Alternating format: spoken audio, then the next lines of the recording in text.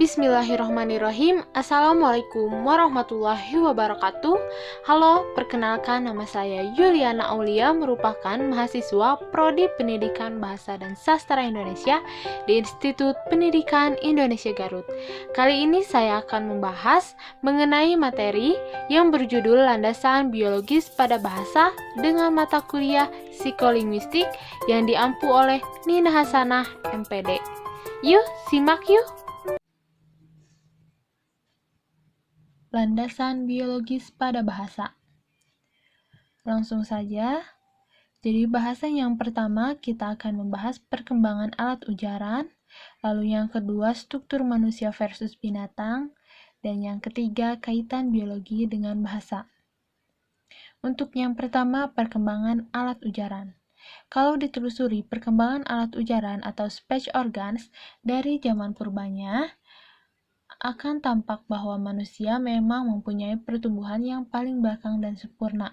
Penelitian para ahli purbakala menunjukkan bahwa kehidupan di dunia dimulai 3000 juta tahun yang lalu menurut Wien pada tahun 1989 dalam bentuk organisme yang uniseluler.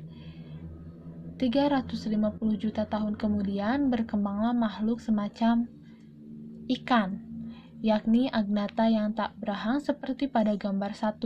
Makhluk ini mempunyai mulut, faring, dan insang untuk bernafas. 50 juta tahun kemudian muncullah makhluk pemula dari amfibi yang tidak harus selamanya tinggal dalam air, seperti yang tergambar pada gambar 2. Makhluk ini mempunyai paru-paru dan laring. Ini menunjukkan telah mulainya tumbuh jalur ujaran atau vocal tracts, meskipun bunyi yang keluar barulah desah pernafasan saja. Perkembangan ada amfibi seperti katak telah memunculkan tulang-tulang artenoid dan koroid, tetapi jalur trakeanya masih pendek. Begitu pula lidahnya telah lebih mudah untuk digerakkan. Lalu, pada sekitar 70 juta tahun lalu, kemunculan makhluk mamalia yang pertama, seperti yang tergambar pada gambar yang ketiga. Pertumbuhan biologis lainnya mulai muncul. Bentuk awal dari epiglotis telah mulai tampak, meskipun letaknya masih sangat dekat dengan mulut dan di bagian atas tenggorokan. Tulang-tulang artenoid dan krikoid mulai lebih berfungsi. Evolusi lain yang penting adalah mulai adanya tulang tiroid dan bentuk pertama dari selaput suara. Karena telah adanya paru-paru dan kemudian ada pula selaput suara, maka getaran selaput ini dapat mulai dikontrol. Alat pendengaran pun mulai berkembang. Alat ujar yang sudah ada seperti membuat mamalia, monyet, kambing, dan sebagainya dapat mengeluarkan bunyi.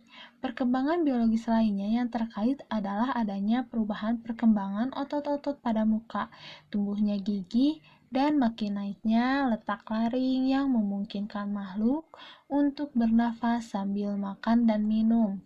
Dan perkembangan terakhir adalah pada primat manusia. Alat-alat penyuara seperti paru-paru, laring, dan mulut pada dasarnya sama dengan yang ada pada mamalia lainnya. Hanya saja pada manusia, alat-alat ini telah lebih berkembang. Laring pada manusia misalnya agak lebih besar daripada laring pada primat lain. Struktur mulut maupun macam lidahnya juga berbeda, akan tetapi perbedaan lain yang lebih penting antara manusia dengan binatang adalah struktur dan organisasi yang ada pada otak, seperti yang dikatakan oleh Wien pada tahun 1989.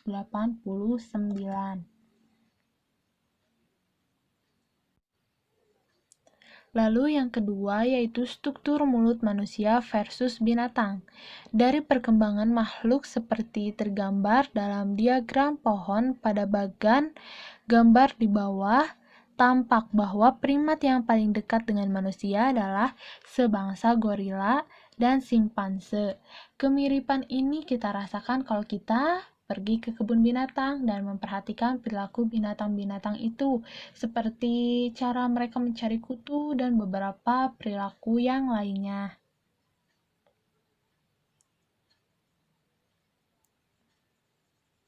Lalu yang selanjutnya, kelompok manusia yang dinamakan hominidis atau hipminidae itu sendiri juga berevolusi. Konon yang tertua yaitu Australopithecus ramidus ditemukan di Afrika dan hidup pada 4,5 juta tahun yang lalu. Sementara itu muncul kelompok manusia yaitu Homo sapiens sekitar 175.000 tahun yang lalu. Pertumbuhan bahasa diperkirakan sekitar 100 tahun yang lalu menurut Aitchison pada tahun 1996. Nah, perhatikan pertumbuhan hominidis di bawah ini. Jadi meskipun ada kemiripan-kemiripan tertentu antara manusia dengan simpanse, tetap saja kedua makhluk ini berbeda dan yang membedakan keduanya adalah antara lain kemampuan ini sifatnya genetik, artinya manusia dapat berbahasa sedangkan primat lain tidak karena komposisi genetik antara kedua kelompok primat ini berbeda.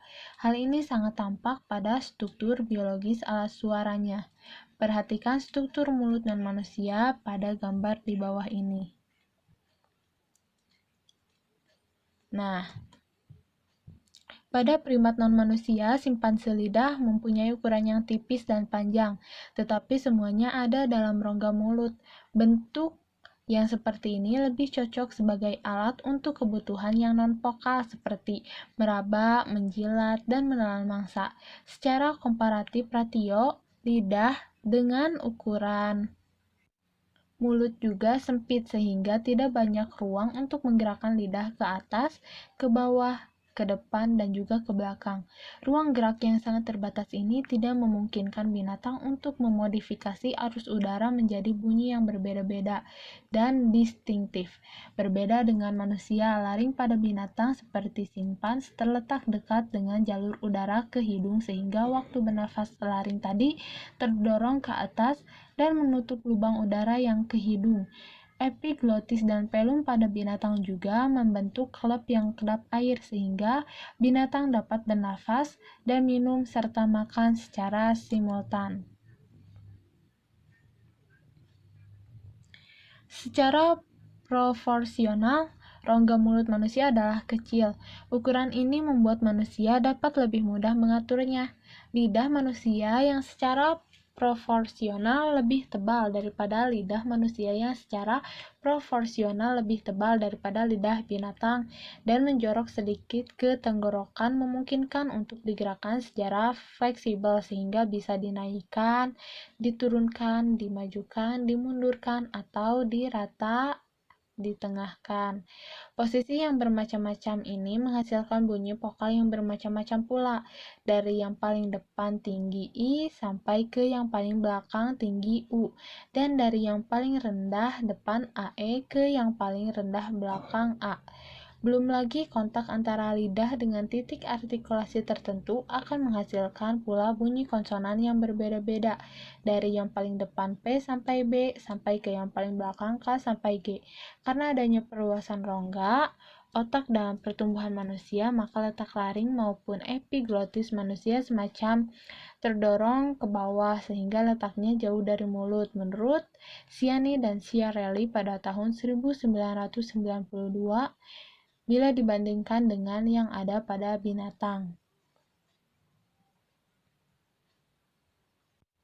Tetapi di satu pihak, letak seperti ini memang memunculkan bahaya karena makanan yang masuk akan dengan mudah kesasar ke laring yang menuju ke paru-paru sehingga orang bisa tersedak. Akan tetapi, dari segi pembuatan suara, posisi laring seperti ini sangat menguntungkan. Ruang yang lebih lebar dan lebih panjang pada tenggorokan dapat memberikan resonansi yang lebih baik dan lebih banyak. Epiglotis yang letaknya jauh dari mulut dan pelu membuat manusia dapat menghembuskan udara melewati mulut maupun hidung. Pelum dapat digerakkan secara terpisah untuk menempel pada dinding tenggorokan sehingga udara akan tercegah keluar melalui hidung dan terciptalah bunyi oral.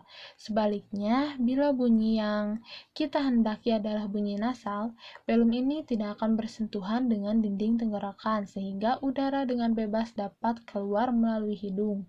Gigi manusia yang jaraknya rapat, tingginya rata dan tidak miring ke depan, membuat udara yang keluar dari mulut lebih dapat mudah diatur. Begitu pula, manusia lebih dapat digerakkan dengan fleksibel. Bibir atas yang bertemu dengan bibir bawah akan menghasilkan bunyi tertentu seperti M, P, B. Tetapi bila bibir bawah agak ditarik ke belakang dengan menempel pada ujung gigi atas, maka akan terciptalah bunyi lain seperti F dan P.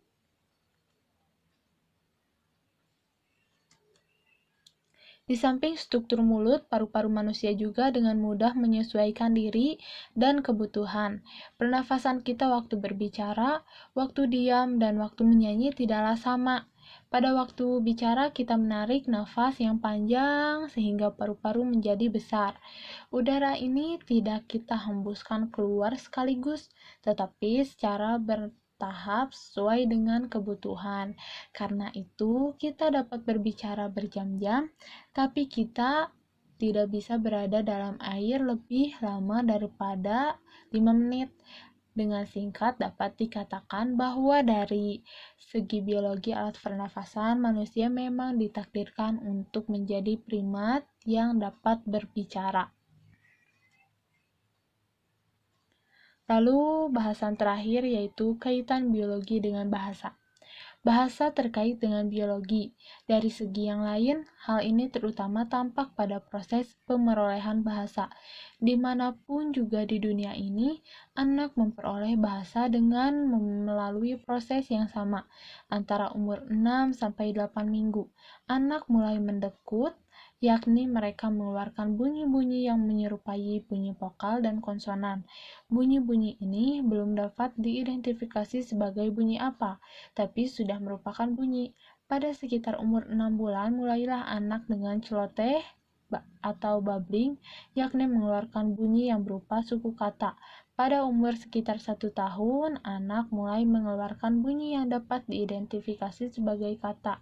Untuk bahasa yang kebanyakan monomorfemik atau bersuku kata satu, maka suku itu atau sebagian dari suku mulai diujarkan.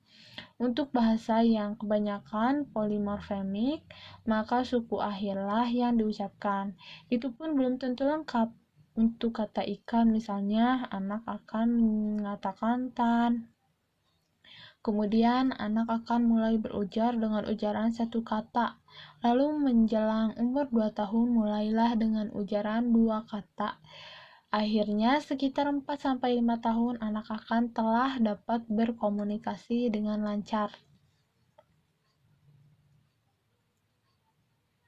Nah, untuk 18 bulan yang pertama, menurut Sternberg, memberikan patokan seperti terlihat pada gambar di bawah, di mana digambarkan keterkaitan antara perkembangan biologi manusia dengan bahasa yang sedang diperolehnya. Jadi patokan minggu, bulan, dan tahun seperti diberikan di atas haruslah dianggap relatif karena faktor biologi pada manusia itu tidak semuanya sama. Yang penting dari patokan itu adalah bahan urutan pemerolehan pada anak itu sama. Dari dekutan ke celotehan, ke ujaran satu kata, dan kemudian ke ujaran 2 kata, dan seterusnya. Begitu juga dalam hal komprehensi dan produksi. Anak dimanapun dan dalam hal komprehensi lebih dulu daripada produksi. Manusia dapat menguasai bahasa secara natif hanya kalau prosesnya dilakukan antara umur tertentu, yaitu antara umur 2 sampai sekitar 12 tahun. Di atas umur 12, orang tidak akan dapat menguasai aksen bahasa tersebut dengan sempurna. Dengan fakta-fakta seperti dipaparkan di atas, maka pandangan masa kini mengenai bahasa menyatakan bahwa bahasa adalah fenomena biologi perkembangan. Arah dan jadwal munculnya suatu elemen dalam bahasa adalah masalah genetik. Orang tidak dapat mempercepat atau memperlambat munculnya suatu elemen dalam bahasa. Faktor lingkungan memang penting, tetapi faktor itu hanya memicu apa yang sudah ada pada biologi manusia. Mungkin materi yang saya sampaikan sekian. Dan terima kasih atas perhatian. Semoga videonya bermanfaat bagi kalian. Wassalamualaikum warahmatullahi wabarakatuh.